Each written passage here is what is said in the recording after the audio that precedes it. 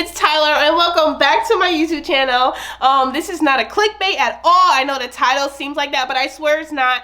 In this video, I'm going to be telling you guys why and how I quit real estate for about 3 months last year. It feels weird saying that. We're going to be going over why I quit, how I got back into it, and if you're interested in a career in real estate, hopefully this can provide a little bit of clarity and helping you making that decision if you want to become a real estate agent or not. Quick answer, it's the best career ever in my opinion. But then you're probably like side-eyeing me because you're like, why did you quit from the beginning? But in this video we're going to talk about that. So without further ado, let's get straight to it. So let's talk about why I quit real estate, because it sounds crazy even saying it, but I did. So this time last year, so right now it is March, I am recording this video. So March of 2022, I made the decision that I was going to quit real estate and get a full-time job, or get just any job, because at that point I was broke and I just needed something. And it was really sad. I'm not gonna lie, I was really sad. I was depressed because the year before, 2021, was probably one of my best years. Like, I sold a bunch of houses, like I made a pretty decent amount of money. Like, it was crazy, it was good. And I think like I didn't take advantage. I did not ride on that momentum. I kind of like sell. I got stuck here, and then it just went downhill from there because I was not doing what I needed to do to generate more business. I wasn't sticking to a schedule. Like, it was chaos from there. And obviously, like, and at that point I hadn't sold anything in months. I think my last sale closed in December of 2021, and you know, it took me up to March to decide, you know what, I can't do this anymore. Because after about like February, I just had doubts. I gave up on myself. I said, you know what, maybe this career isn't for me. Maybe I just need to do something else. Like, it was really sad. I cried so much. My fiance is amazing because he was so supportive of me. He was so supportive of me throughout this whole journey, and it was just, it's been a roller coaster, and it's crazy even like making this video, honestly. But so yeah, I wasn't doing well in my business, and I made the decision that I was gonna have to get a full-time job.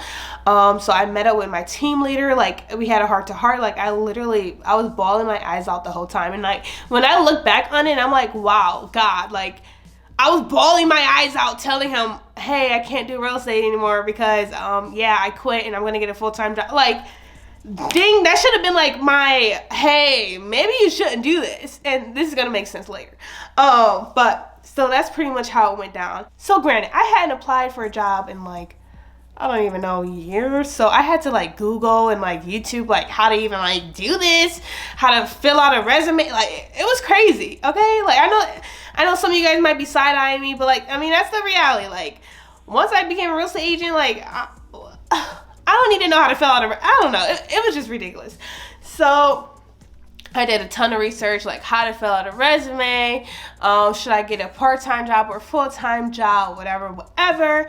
I applied to all these different places, like a smoothie shop. I think a few grocery stores. Like, it was crazy, but ultimately I ended up settling on becoming a bank teller. So I started doing a bunch of research on bank telling and, you know, how much money you can make and yada yada yada. Long story short, I ended up getting a full-time job as a bank teller. And yeah, that's what we ended up doing for, I'd say, almost 3 months, because I did not make it past the 3-month mark. And this is where I'm going to go into the story on how I got right back into real estate. So about 2.5 months into my job as a bank teller, out of nowhere, and I literally mean out of nowhere, like out of nowhere, I started getting all these inquiries, all these business, like all these clients out of nowhere. And I know, like, you're like, why do you keep saying that? It was literally out of nowhere. Like, I had got used to my, you know, 9 to 5, waking up, going to the bank to be a bank teller, doing my job. Like, this was my routine. Wake up, go to the bank, come home, go to the gym, cook dinner, go to sleep, repeat. And going from real estate to like that, like, it was a hard transition, but like, I was like, hey, look, real estate didn't work out for me. Like, this is what I have to do. So about 2.5 months into being a bank teller, like I said, out of nowhere, I just started getting business, and it was absolutely like ridiculous. And at that time, I knew that like, wow, I knew that God did not want me to be a bank teller. Like, he just did not want me to be a bank teller. Granted, being a bank teller, it wasn't a bad job. It was okay, you know, like, it paid the bills. Like, the people I work with, they were nice. But deep down, like, I knew God did not want me to do that, because he was sending me all this business, and I knew he was doing it for a reason.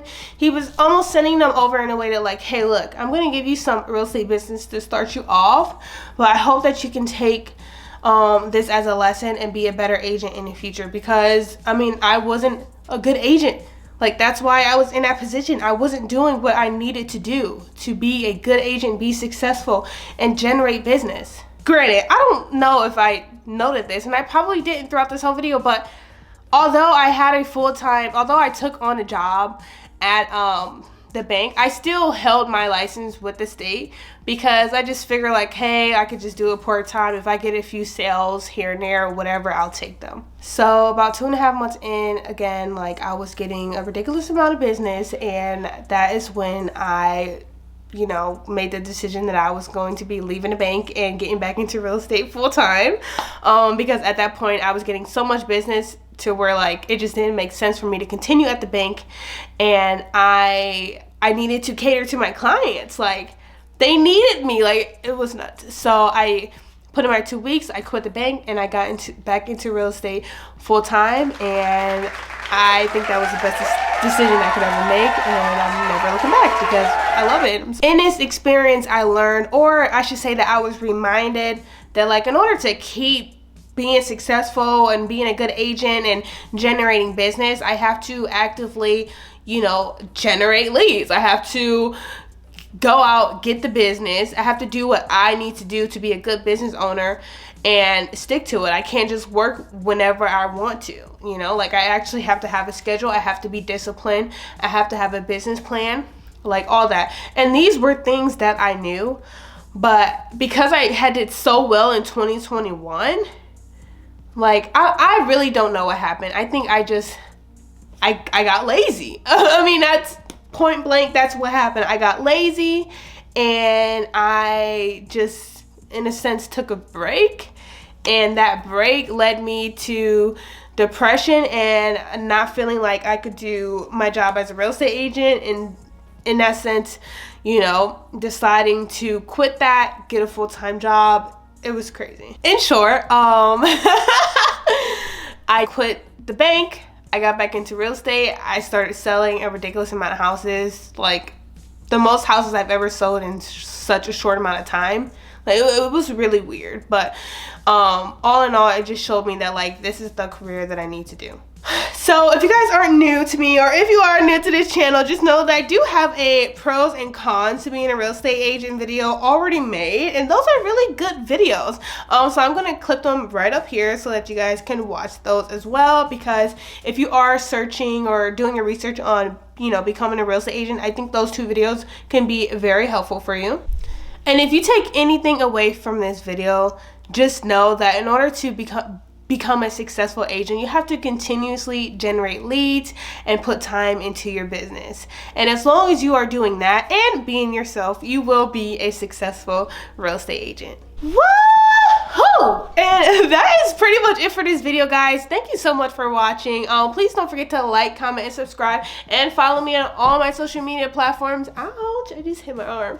At Tyler Lee. And if you guys have any other questions, comments, video ideas, please drop them in the comment section below.